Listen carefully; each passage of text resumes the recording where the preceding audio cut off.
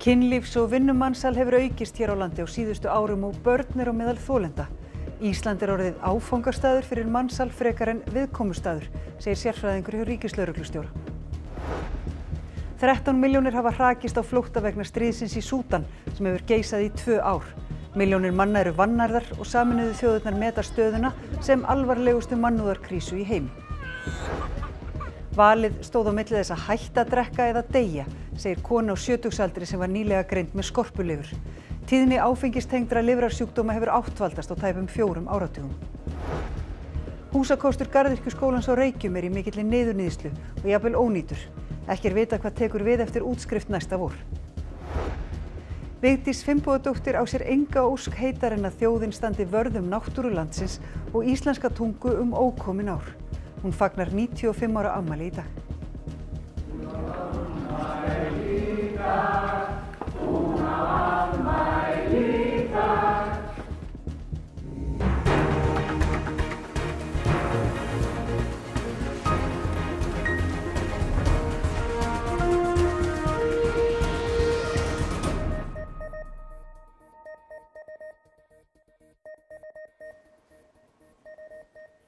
Gott kvöld.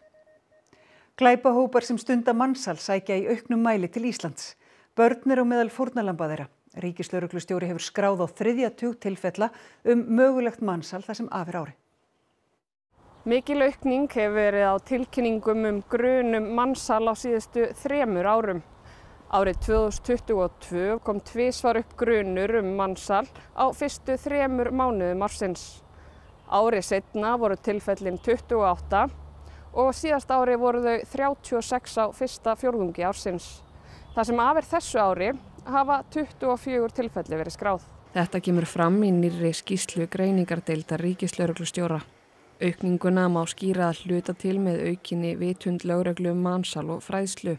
En einnig eru skýrmerki að hópar sem stunda mansal sæki í auknum mæli hinga til lands. Við lifum í velmegun, við lifum við lítið atvinnuleysi, þannig að hér er farvegur fyrir brotahópa til að hagnast fjárhagslega. Við erum líka að sjá að brotahópar eru að sækja Ísland, þar sem Ísland var áður fyrir ákveðin viðkomustaður í mansalsmálum, en núna erum við að sjá í okkar gögnum að Ísland er orðið að áfangastað. Að sjá mikið að Íslendingum í tengslum við svona starfsemi? Já. Þetta eru íslenski brotahópar sem erlendi brotahópar og þessi málaflokkur er að aukast á okkar mati. Glæpahópar hagnist mun meira en áður á mansali og mansalið er af ýmsum toga og þolendurnir sömuleiðis. Þetta eru fjölþjóðlegir hópar. Þetta eru konur, þetta er kynbundið ofbeldi, konur hagnýttar kynferðislega, þetta er líka vinnumansal í stórum mæli. Við erum líka að sjá hagnýtingu hvað varðar veitingaiðnaðinn, ferðamanniðnaðinn og vændi. Eru börn og er einhver aukning á því ef svo er? Við getum ekki sagt aukningu en við erum að sjá börn sem þolendur í þessum málum, já. Í skýrslunni Global Slavery Index sem kom út 2023 er Ísland í 3. flokki þegar kemur að aðgerðum stjórnvalda gegn mansali. En hin Norðurlöndin og önnur lönd sem við berum okkur saman við eru í 1. flokki. Þar var einnig tekið fram að Ísland og Liechtenstein skera sig sérstaklega úr varðandi aðgerðaleysi. Katrín segir margt vel gert en annað þurfi að bæta. Við þurfum að taka meira tillit til þolendana því að oft er þetta einstaklingar af viðkvæmri stöðu sem hafa ekki tök á að tjá sig, tala ekki tungumálið, vita ekki hvað aðstæðum þau eru í jafnvel. Þannig að við þurfum að horfa meira til þessara þolenda með nálgunar við rannsókn mála og sem hvað gerist þegar þau koma úr klóm mansalshópa. Saga Kjartansdóttir, þú ert sérfræðingur í vinnumarkaðsmálum hjá Alþýðusambandi Íslands. Hvernig horfir þetta við ykkur hjá ASÍ? Verðið þið vör við aukið vinnumansal? Já, við gerum það. Við erum að sjá fleiri mál en það má samt líka segja að kerfið er kannski svona tilbúnara og aðeins opnara heldur en fyrir nokkrum árum síðan til þess að taka við þessum málum. Því að ef þú ert ekki að leita að þessum málum og koma auga á þau að þá sérðu þau ekki. Þannig að það má segja líklega er einhver hluti af aukningunni hvað varðar allavega vinnumansal þess vegna. Við fáum líka fleiri tilkynningar en áður og sérstaklega í kjölfarið á umfjöllun walk on og fó málið sem var mikil á síðasta ári. Þá sáum við mikla aukningu í tilkynningum sem að okkur berast. Akkurat. Til dæmis varðandi það mál, hvar stendur það? Hvernig hefur gengið að vinna það? Já, það er ennþá í rannsókn hjá lögreglu. En hvað varðar vernd og öryggi þolendana að þá tókst að sem sagt veita þeim góð leyfi, þannig að við erum auðvitað bara voða ánægð með það og við teljum að það sé stór sigur út af fyrir sig og sendir strax skilaboð til mögulegra annarra þolenda að það sé eitthvað öryggi í boði. Þannig að það stendur þar.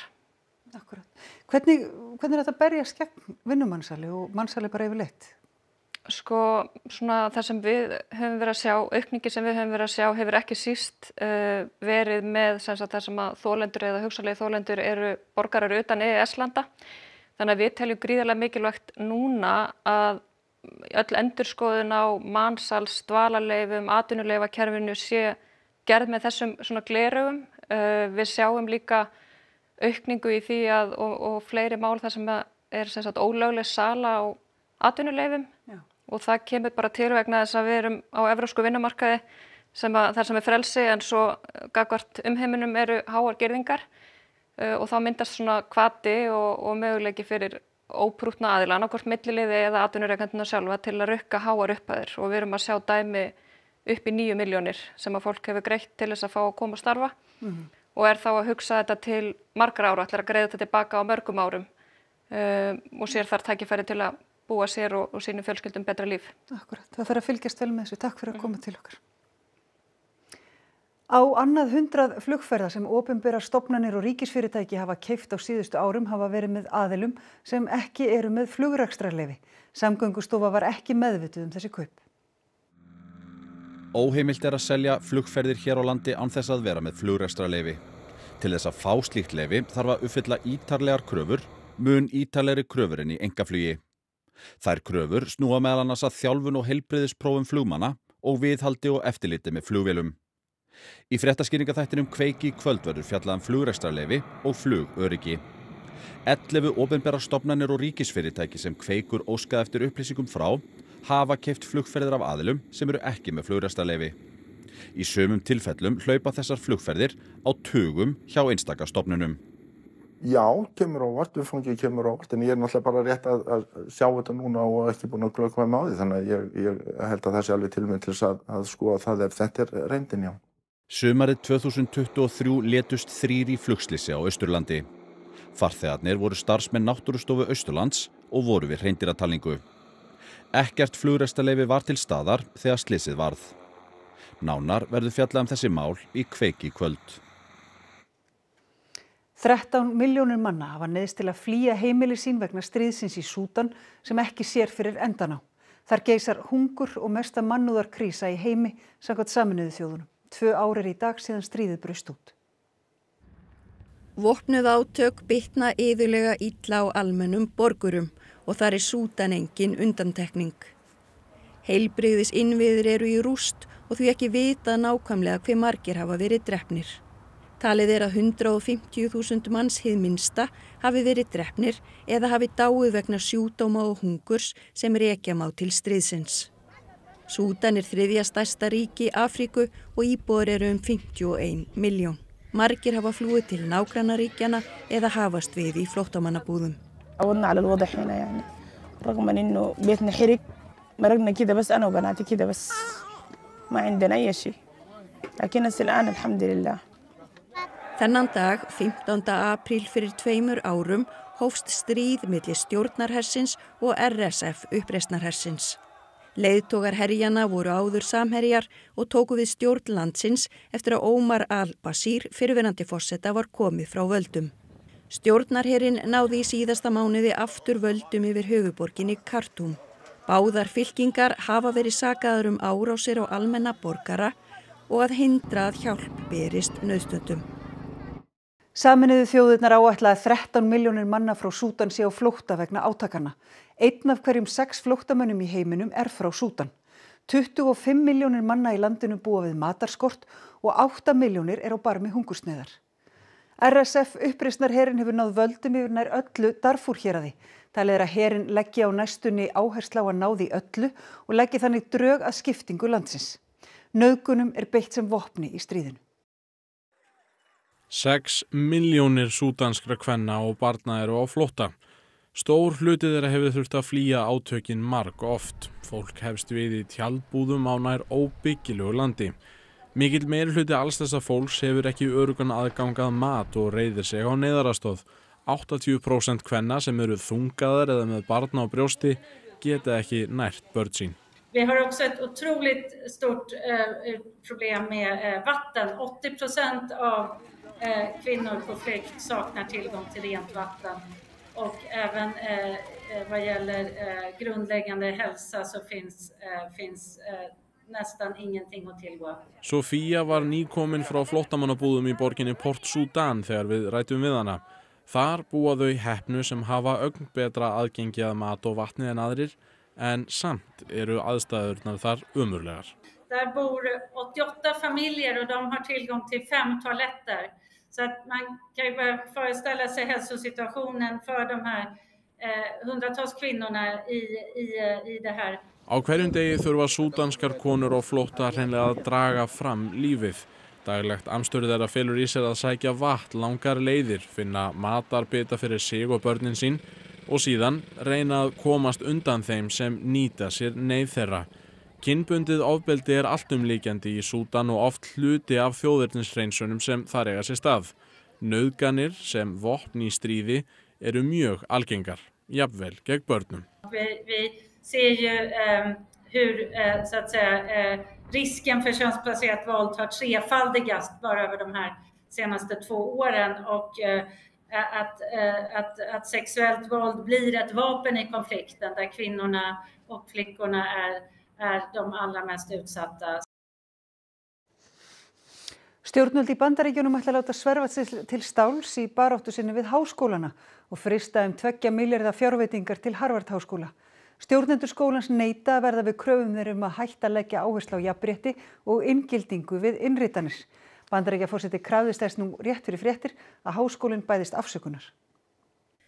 Ríkisstjórn Donalds Trumps hefur ítrekað hótað að draga úr opinberum fjárveitingum til háskóla sem framfylgja ekki stefnu stjórnvalda. Menntamálaráðuneytið tilkynnti í mars að 60 háskólar væru til rannsóknar fyrir kynþáttafordóma og áreitni gegn minnihlutahópum. Sú rannsókn tengist fjölmennum mótmælum gegn hernaði Ísraels á Gaza í mörgum háskólum í fyrra.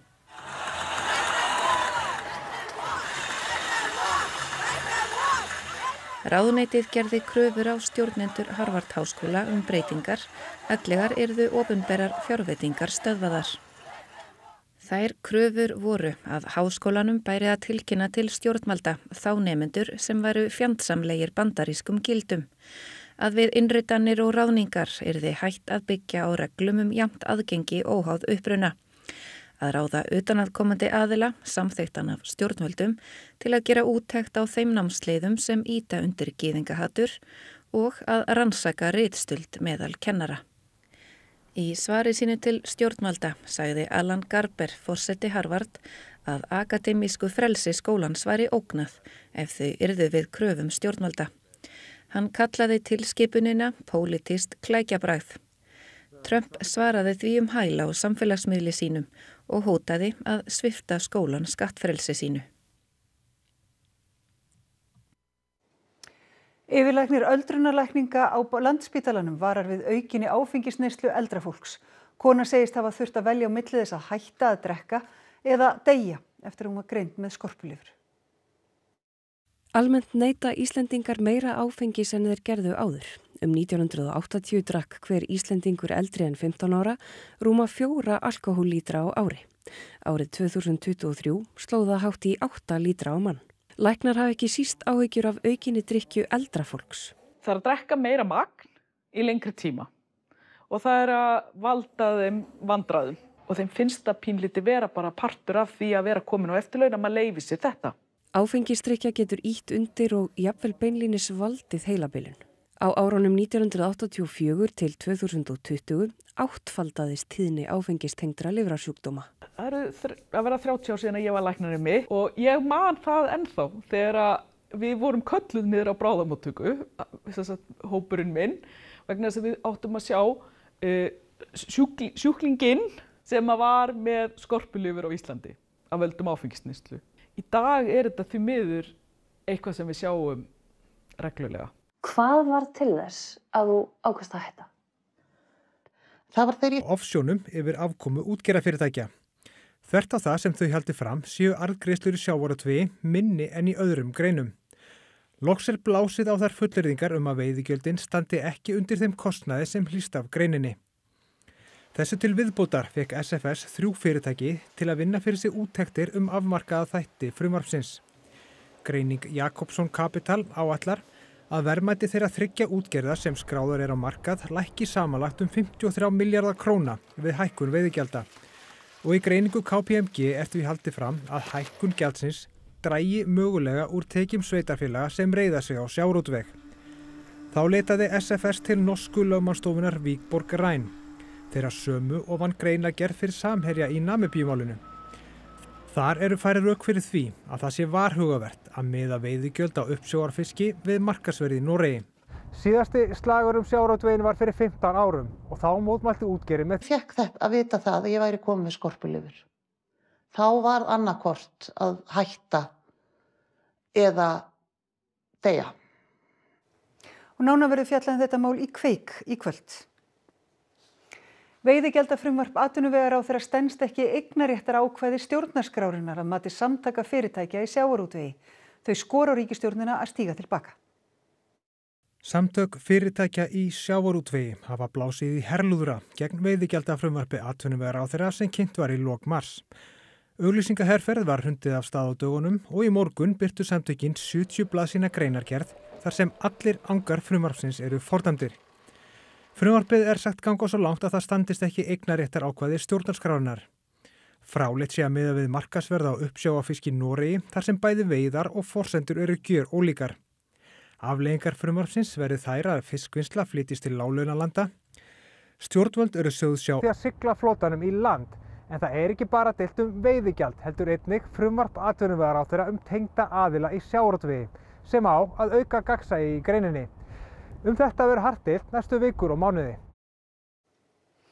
Stjórnendur Garðyrkjuskólans á Reykjum hafa áhyggjur af framtíð skólans. Húsakynni skólans eru illa farin og skólameistari segir fjármagni rétt duga til að halda skólanum á floti. Hér aðstæða skrúðgarðyrkjunnar. Og það þarf ekki að fara neitt rosalega langt. Ég meina þið sjáu bara grunnmúrin hérna, hann allir sprungin og illa farin. Timbrið hérna í þekjunni, þetta bara grautfúið. Brotnar rúður, þannig að þá stöðugt verið að glerja og það þarf að gera það akkurat áður en allt fyrir vitleysu. Þannig að oft eru samstarfsmenn mínir, þeir eru stundum í bara hundleiðilegu veðri að tryggja það að húsið fari ekki allt saman. Því að ef það komið svona gat á húsið, þá hægt á því að það hreinlega splundrist og fari. Guðríður segir aðstandendur skólans lengi hafa bent stjórnvöldum á ástandið. Mörg húsin sé í mikilli niðurníðslu og sum þeirra hreinlega ónýt. Aðstaðan sé óboðleg. Tæplega 100 nemendur stunda nám við skólan. Guðríður segir brýnt að stjórnvöld bregðist við með auknu fjármagni, svo hægt sé að viðhalda eðlilegri starfsemi og sinna viðhaldi. Okkur líður svolítið eins og að við séum núna bara komin á eitthvað endasprett garðyrkjunámsins. Við erum með nemendur núna sem eru staddir í miðju námi og eiga að klára nám næsta vor. Og tilfinningin okkar hérna í garðyrkjuskólanum eiginlega svo að við séum bara klára þennan árgang og svo vitum við ekkert hvað tekur við. Og það mjög sorglegt. Það getur verið að endalögin séu þá nálægt ef ekki í gripið í taumana? Við getum sagt allavega svona drög að upphæfi að dauðategjum eiga sér stað. Garðyrkjuskólinn að Reykjum í Ölfusi hefur verið starfræktur frá árinu 1939. Lengi vel var hann sjálfstæður en árið 2005 fór hann undir hatt Landbúnaðarháskóla Íslands.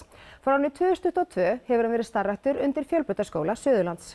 Skólameistari FSU sendi minnisblað til menntamálaráðuneytisins í febrúar vegna bágrar stöðu Garðyrkjuskólans.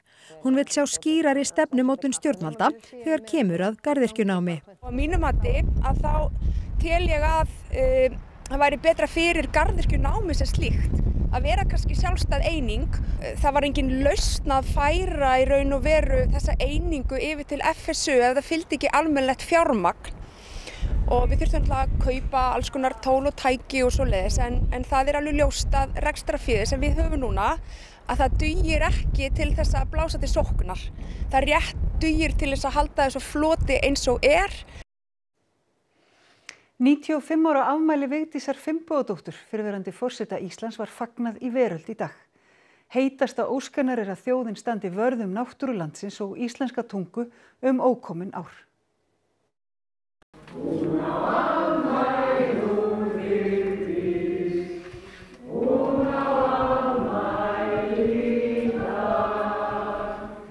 ég vaknaði í morgun og sólin skein inn gluggann á Bessastöðum, hugsaði ég hversu vel við hæfi það væri að afmælisbarn dagsins, sem svo gjarnan segir við aðra, gangi þér alltaf sólu, fengi sólskin í afmælisgjöf.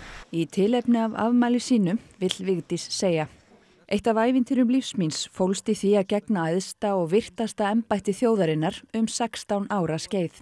Á þeirri vegferð var mér tíðrætt þau sameiginlegu verðmæti sem fólgin í okkar fagra landi og þeirri menningu sem mannlíf hefur þróað hér í aldanna rás. Já, því enga ósk heitar en þá að þjóðin beri gæfu til þess að standa vörð náttúru landsins og íslenska tungu ókomin ár. Þá var sýningin Skrúði Vigdísar opnuð í Loftskeytastöðinni en þar getur að líta hátíðarklæðnað forsetans. Ólíkt dökku jökkunum sem einkenndu starfsbræður Vigdísar, þá valdi hún bjarta liti og kvenleg snið. Þá var framlagi Vigdísar til menningarmála minnst, meðal annars með útgáfu bókarinnar Frönsk framúrstefna með leikhúsverkum sem Vigdís þýddi. Við gleymum því alltaf að hún alþjóðastjarna í menningarmálum og ekki bara í menningarmálum, hún hefur líka leitt alþjóðanefnd siðferðislega álitamál í tengslu við vísindi og hún ennþá stórt nafn út í heimi, ekki bara hérna innanlands. Jæja, hvað ætlið þið að bjóða upp á í Kastljósi í kvöld? Við ræðum við Loga Einarsson, menningarráðherra, hvernig skuli bregðast við því ákalli að listamenn og íþróttafólk sniðgangi viðburði þar sem að Ísrael tekur þátt í og hvort að stjórnvöld eiga að stíga þar inn í. Það vakti líka mikla athygli í gær þegar að menntamálaráðherra sagði í samtali við Morgunblaðið að það veri ósanngjarnt að nemendur sem að sækja í framhaldsskólum væri metnir út frá einkunnum og hann hefur lagt fram frumvarp þess efnis að það veri litið til annarra þátta en einkunna þegar að nemendur eru teknir inn í framhaldsskólana. Það eru mjög skiptar skoðanir á þessu og við ætlum að ræða við Snorra Másson, þingmann Miðflokksins og Guðrúnu Ragnarsdóttur, prófessor við Menntavísindasvið Háskóla Íslands hér á eftir og í lok þáttar þá ætlum við að kíkja í Þjóðleikhúsið sem 75 ára í ár. Akkurat, við fylgjumst með þessu, takk fyrir. En þá að veðri, stíf norðaustanátt með snjókomu eða éljum norðan og austanlands á morgun, jafnvel talsverð snjókoma tíma á Austfjörðum. Dregur úr ofankomu annað kvöld, nánar veðrið að loknum íþróttafréttum. Flautað var til leiks í fyrstu umferð bestu deildar kvenna í fótbolta nú síðdegis. Breiðablik hóf titilvörn sína á að taka á móti Stjörnunni á Kópavogsvelli. Fjölmennasta Reykjavíkur skákmóti frá upphafi lauk í Hörpu í dag. 7 skákmenn áttu fræðilegan möguleika á sigri á mótinu fyrir loka umferðina. Og Birnir Freyr Hálfdánason, sundmaður sem sló 2 tæplega 20 ára gömul Íslandsmet helgina, stefnir hátt á næstu árum og ætlar að verða besti sundmaður þjóðarinnar. Það er stórt markmið. Já, það verður ekki mikið stærra en það. Íþróttir hér rétt handan hornsins. Þá skulum við fara yfir helstu atriði þessa fréttatíma. Kynlífs- og vinnumansal hefur aukist hér á landi á síðustu árum og börn á meðal þolenda. Ísland orðið áfangastaður fyrir mansal frekar en viðkomustaður, segir sérfræðingur hjá ríkislögreglustjóra.